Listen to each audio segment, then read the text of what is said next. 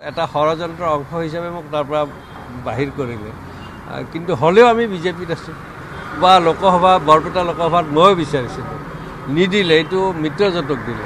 এয়া আপোনালোকে শুনিলে, এয়া আছিলে এটা ষড়যন্ত্ৰ আৰু তেখেতৰ কথাৰ সুৰ যেন স্তিমিত হৈছে। আৰু আপোনালোকে গম পাইছে তেখেতেও বিচাৰিছিলে বৰপেটা লোকসভা সমষ্টিৰ পৰা টিকট, কিন্তু ষড়যন্ত্ৰ কোনে কৰিলে গম পায়নে? আটাইতকৈ ডাঙৰ ষড়যন্ত্ৰ কৰিছে যেন অনুভৱ হয় মোৰ মনৰ ব্যক্তিগত, যিটো মই ভিতৰুৱা সূত্ৰৰে গম পাইছোঁ, যে অসমৰ মুখ্যমন্ত্ৰী শৰ্মা ডাঙৰীয়াই কিয় এনেকুৱা ষড়যন্ত্ৰ কৰিবলগীয়া হ'ল, যে লোকেল লিডাৰ এজন নিবিচাৰে নেকি? অশোক শৰ্মা দিল্লীত গ'লে ইন ফিউচাৰত তেখেতৰ যিহেতু RSS বা আপোনাৰ সংঘৰ লগত ভাল, ভৱিষ্যতত পাখি কাটিব নেকি? যাৰ কাৰণে এটা ষড়যন্ত্ৰ এতিয়াৰ পৰা ৰচিলে অশোক শৰ্মাৰ বিৰুদ্ধে। আৰু এয়াই নহয়, আৰু আগুৱা লগে আপোনালোকক আচৰিত ঘটনা শুনাবলৈ গৈছোঁ। তাৰ আগমুহূৰ্তত আপোনালোকক এটা কথা কওঁ, 3জন মন্ত্ৰীয়ে যে আপোনাৰ বিজেপিক ঘূৰাব বুলি এটা ভিডিঅ' দিছিলোঁ, চাইছিলেনে? যদি চোৱা নাই চাব, তেন্তে আহক আকৌ কি কয় শুনো। মই এতিয়ালৈ লগ পোৱা নাই, আমি গেটত ৰৈ থাকিলোঁ, তেখেত বেলেগ এটা ফালেৰে গুচি গৈ বৰপেটাটো লগাৰ তীব্ৰ বাসনা আছিল, কিন্তু কোনো এখন মিটিঙতে যিহেতু বিচৰা নাই, মই অহা নহ'ল। আৰু সেইকাৰণে আমাৰ অসমীয়াত এষাৰ কথা আছে, মাতিলে ৰণলৈ যাবা, নামাতিলে ভোজলৈ নাযাবা। গতিকে যিহেতু মোক বিচৰা নাই, মই সেইকাৰণে ইয়াত কোনো ধৰণৰ নিৰ্বাচনী প্ৰচাৰ কাৰ্যত থকা নাই।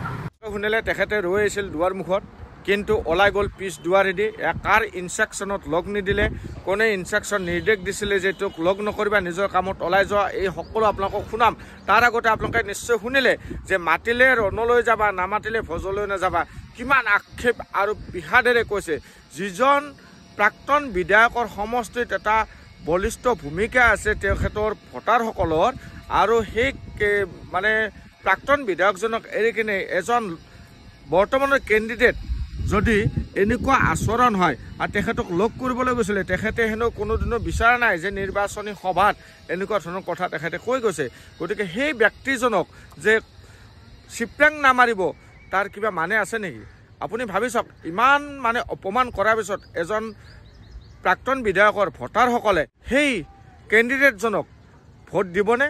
সেয়া ফণী ফুকন চৌধুৰী হওক, লাগে আন কোনোবাই নহওক কিয়, নিশ্চয় ভোট নিদিয়ে। ইয়াৰ পৰা কি প্ৰমাণিত হ'ল যে নিশ্চয় কিবা এটা চিপৰাং ৰাজনীতি চলি আছে। যেনেকুৱা ওপৰ মহলৰ পৰা ইনষ্ট্ৰাকশ্যন দি আছে যে তেওঁক লগ নকৰিবা, দৰকাৰ হ'লে পিছ দুৱাৰেদি নিজৰ কামত ওলাই যোৱা, ঠিক তেনেকৈ কাইলৈ যদি সংসদত যায় এইগৰাকী ব্যক্তিয়ে সাংসদ হয়, তেন্তে তেখেতে যদি অসম বিক্ৰীৰ হকেও যদি ভোট দিবলৈ নিৰ্দেশ পায়, তেখেতে যে ভোট নিদিব তাৰ কাৰণ কি আছে? কাৰণ এইসকলে হ'ল স্বাৰ্থপৰ ব্যক্তি। গতিকে সমাজৰ স্বাৰ্থৰ কাৰণে চিন্তা নকৰি ব্যক্তিগত মুনাফাৰ কাৰণে চিন্তা কৰা ব্যক্তিসকলক জানো আজিৰ দিনত কোনোবাই ভোট দিব? আজিৰ যুৱ সমাজে, আজিৰ নৱপ্ৰজন্মই। কাৰণ আজিৰ নৱপ্ৰজন্মই হিন্দু মুছলমান নিবিচাৰে, উন্নয়ন বিচাৰে, আঁচনি নিবিচাৰে। কাৰণ আঁচনিৰ জৰিয়তে হিতাধিকাৰী সৃষ্টি কৰি দেশ নষ্ট কৰাৰ কাৰণে বা ঋণৰ বজাৰ লোৱাৰ কাৰণে চিন্তা নকৰে। আজিৰ নৱপ্ৰজন্মই চিন্তা কৰে দেশৰ কেনেকৈ উন্নয়ন হয়, কেনেকৈ ডেভেলপমেণ্ট হয়, আৰু দেশখন কেনেকৈ কম্পিটিশ্যন কৰে আমি বিশ্বৰ সন্মুখত দেখুৱাই দিব পাৰোঁ, আৰু নিজৰ অধিকাৰ সাব্যস্ত কৰিব পাৰোঁ, বা অন্যান্য ধৰণে আগবাঢ়ি যাব পাৰোঁ। আমাৰ কোনো মাজত ভেদাভেদ নাই, আমাৰ মাজত কোনো হিন্দু মুছলমান বা অন্যান্য নাই। আমি সেই সাতাম পুৰুষীয়া একতাৰ এনাজৰি চলিব বিচাৰোঁ। এয়াই হ'ল নৱপ্ৰজন্মৰ শ্লোগান। গতিকে ইয়াতকৈ আকৌ কি ডাঙৰ বিস্ফোৰণ ঘটলে, এইখিনি আপোনালোকক শুনাইছোঁ, কণ্টিনিউ শুনক। এতিয়াতো আৰু আগৰ দৰে বিজেপিৰ অৱস্থা নাই, কাৰণ এতিয়া আমাৰ নেতৃত্বই হিতাধিকাৰীয়ে ৰণ জিকিব বুলি ভাবিয়ে আমাৰ দৰে কাৰ্যকৰ্তাসকলক মানে এলাগী কৰা আমি অনুভৱ কৰিছোঁ।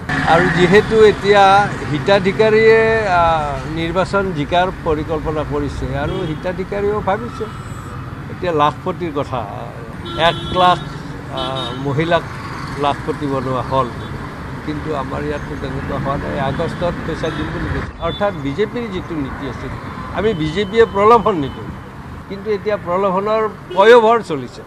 আমি এইবিলাকৰ বিৰোধিতা কৰিয়ে 15 চনৰ পৰা 13-14-15 চনৰ পৰা সংগঠন শক্তিশালী কৰি সল্লত পৰিৱৰ্তন কৰিছে, ইয়াৰ প্ৰলোভনৰ বিৰোধিতা কৰি। কিন্তু এতিয়া আমাৰ দলতে প্ৰলোভন হৈছে। হয় শৰ্মা ডাঙৰীয়া, আপুনি মুক্ত কণ্ঠেৰে এই কথাষাৰ কোৱাৰ কাৰণে খুবেই ভাল লাগিছে। এতিয়া আৰু আগৰ দৰে বিজেপি নাই, কেৱল আঁচনিমুখী হৈ যে ভোট পাব সেয়া আশা কৰিব নোৱাৰি, আৰু খাইকৈ বৰ্তমান বিজেপিৰ মাজত কোনো নীতি আদৰ্শ নাই বিজেপিৰ। সঁচা কথাই কৈছে। আপোনাক অশেষ ধন্যবাদ। আৰু এনেকৈ অশোক শৰ্মা ডাঙৰে এফালৰ পৰা কৈ গৈছিলে, এপদ অবদকৈ সকলো বিস্ফোৰণ ঘটাই গৈছিলে। কাৰণ বিজেপিৰ যিটো নীতি আদৰ্শ সঁচাকৈ ভাল আছিলে আগতে, কিন্তু সেই নীতি আদৰ্শক যেন এতিয়া বিজেপি ভৰিৰে মোহাৰি দিছে, এনেকুৱা আমাৰ অনুভৱ হয়। আৰু কেৱল আঁচনিৰ জৰিয়তে বা লাখপতি বাইদেউসকলৰহে যে ভোট ল'ব বিচাৰিছে বা আঁচনিৰ জৰিয়তে ভোট লৈ যেন তেখেতসকলে চৰকাৰ গঠন কৰিব, এনেকুৱা অনুভৱ হৈছে। কিন্তু এয়া যে কোনোদিনো সম্ভৱ নহয়, সেয়া ইতিমধ্যে স্বীকাৰ কৰিলে।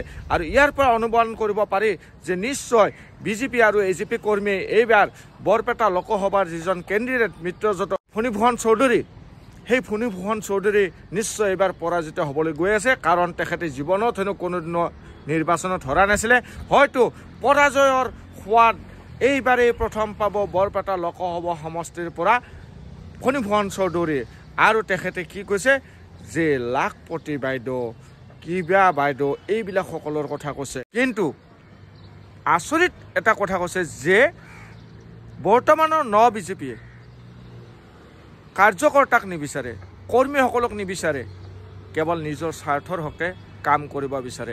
ইতিমধ্যে গম পায় আপোনালোকে যে বৰপেটা লোকসভা সমষ্টি কাৰ। চাওক, আপোনালোকে গম পায় যেনেকুৱা অসমত যোৰহাট সমষ্টি ভাৰতৰ ভিতৰত এটা ট্ৰেণ্ডিং চলিছিলে, ঠিক তেনেকুৱাকৈ এইবাৰ গুৱাহাটী আৰু বৰপেটাও তদ্ৰুপ।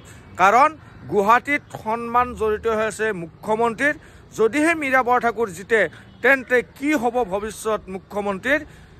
আৰু দ্বিতীয়তে যদিহে বৰপেটাত এইবাৰ ফণীভূষণ চৌধুৰীক হৰুৱাই বিজেপি এজিপি কৰ্মীয়ে লগ লাগি চিপ্ৰাং মাৰে, তেন্তে প্ৰথম সোৱাদ পাব পৰাজয় বৰণৰ ফণীভূষণ চৌধুৰী।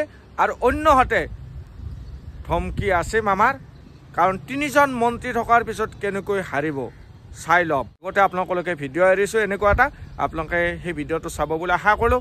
তেন্তে চাওক, বৰপেটাবাসীয়ে সদায় বিচাৰে এজন লোকেল কেণ্ডিডেট আৰু ভাল কেণ্ডিডেট হওক। যেনেকুৱা বৰপেটাৰ পৰা ৰাজত্ব কৰিছিলে গোলাম উছমানীয়ে, কিন্তু বৰপেটাত কি উন্নয়ন কৰিছে। বৰপেটাত ৰাজত্ব কৰিছিলে চিৰাজ আজমলে, কিন্তু বৰপেটাৰ উন্নয়ন কি কৰিলে।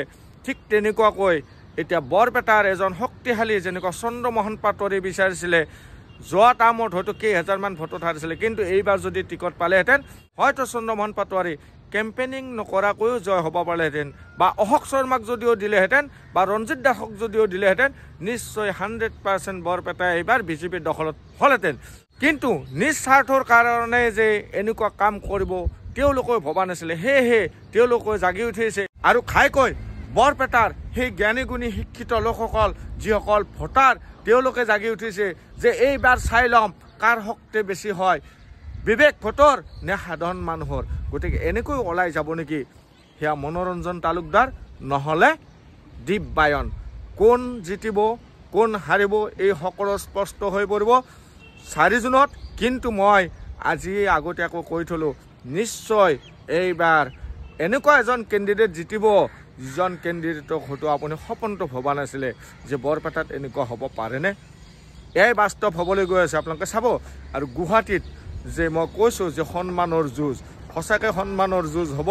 কাৰণ এফালে মুখ্যমন্ত্ৰীৰ গৃহ সমষ্টি, গুৱাহাটী লোকসভা সমষ্টিৰ আণ্ডাৰত এজন নিজেই মুখ্যমন্ত্ৰী, যিজন মুখ্যমন্ত্ৰীয়ে ডাংকোপ মাৰি কথা কয়, অহংকাৰী ভাৱত কথা কয়, সেইজনৰ সন্মান লাঘৱ হ'ব নেকি ক'ৰবাত যদিহে মীৰা বৰঠাকুৰ জিতে। আৰু অইনফালে যিগৰাকী মুখ্যমন্ত্ৰী হিচাপ দিছিলে 11.5, 12.5, মানে এনেকুৱা ধৰণৰ আসনৰ হিচাপ দিছিলে, সেই বিজেপিয়ে এইবাৰ অসমত কেইখন আসন পাবলৈ সক্ষম হ'ব। যোৱা বছৰতকৈ নিশ্চয় কম পাব, এয়া ধ্ৰুৱ সত্য। সেই আচৰিত ঘটনা। গতিকে আজিৰ ভিডিঅ'টো বেছি দীঘলীয়া নকৰোঁ।